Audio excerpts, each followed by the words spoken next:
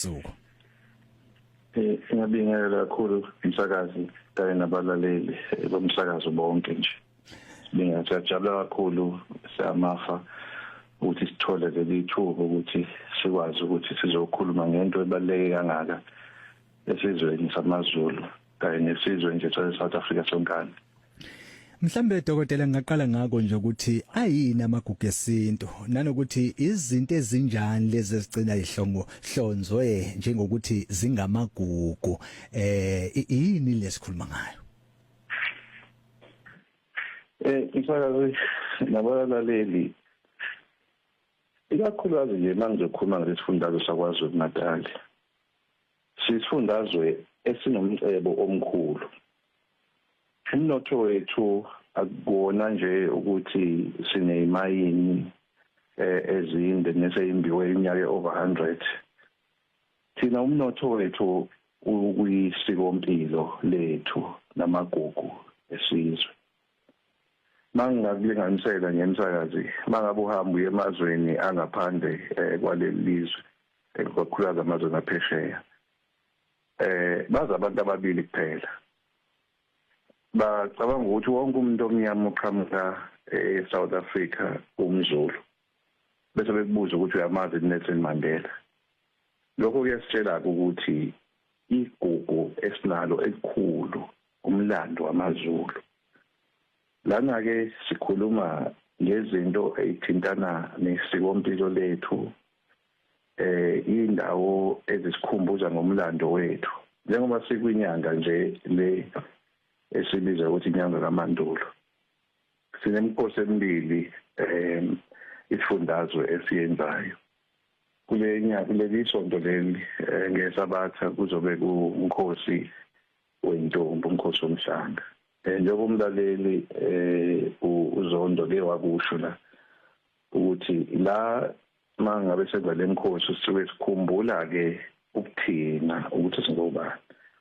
Bese kuphinda ukuthi ngomhla ka24 kuyona lenyanga sizobe sinomkhosi welembe lokho kuthiwa ke iNational Heritage Day. Kodwa sizokhumbula ukuthi phela ngomhla ka24 kuSeptember ku1828 ilapho nilembe lakho thama khona. Indawo ke injalo izona ndawo esithi mangabe siyibuka ezosikhombisa ukuthi thina njengoba siyisizwe sakwaZulu Natal siyisizwe samaZulu nazo zonke ezinye izizwe inhlanga ekhona. Umlando nengqikithi yethu iphumaphi ngoba msakazi mangabe ubuka into ayenziwa ilembe ngama 1820s into ebiyenziwa uOtto von Bismarck 50 years later into ebiyenziwa abanye abaholi ngesikhathi cishe sifana okusho ukuthi ke nathi basengabantu abangamaZulu ukubunjwa kwesizwe sethu ukuze sibe ilozulu esiyiwona kuyinto ekubalekile ukuthi siyahlale sigcine njalo. Kodwa akangapheli lapho. Sidinga ukuthi ke manje sibone ukuthi siwenza kanjani lamagugu lamafagugu esinawo ukuze asakhele umnotho. Njengokuthi nje umlaleli uke kakhulu omunye la ngokubhinqa nokuhlala.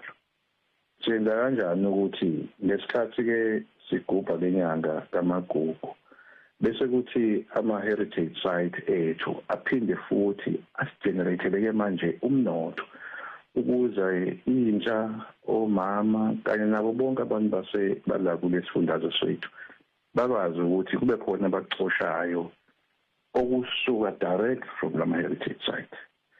Ziningi-ke msakazi nabalaleli indawo esinazo kodwa engingakuphawula kakhulu ukuthi uhulumeni wesifundazwe sakwaZulu Natal sewakhe iqeqebana olubiza ngokuthi i-Culture, Heritage, Investment and Tourism Task Team. Lapho ke abahlonishwa ababili umhlonishwa uZondi nomhlonishwa uKhawula wakwa-Sports and Culture bathi ake sibone ukuthi lesi sifundazwe singasorebranda kanjani as a province esokwazi ukuthi sithi ke la mangabe ukhuluma ngekwaZulu Natal uyazi ukuthi ukhuluma ngeZulu Kingdom. Lokho kuzokwenza ukuthi mangabe abavakashi ngaba abavakashi abasuka ngaphakathi la esifundazweni noma baphuma kwamanye ama-provinces noma baphuma phesheya bazi nje ukuthi masifuna into ekhuluma ngoZulu siyakwazi uNatal. So umsebenzi mningi-ke esiwenzayo siyamafa ukuthi lezi ndawo ke sithathe manje siqhakambise sikwazi futhi ukuthi lezi ndawo sidayise ngenhloso ukuthi abavakashi abeze lezi ndawo bese kuthi ke imiphakathi eyakhele besikwazi ukuthi ihlomule. Mhlawumbe nje kwamshe mase ukunikeze isibonelo nje just a glance.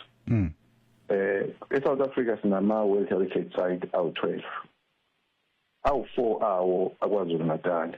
Okusho ukuthi u-33% wama World Heritage Site eSouth Africa ala KwaZulu Natal.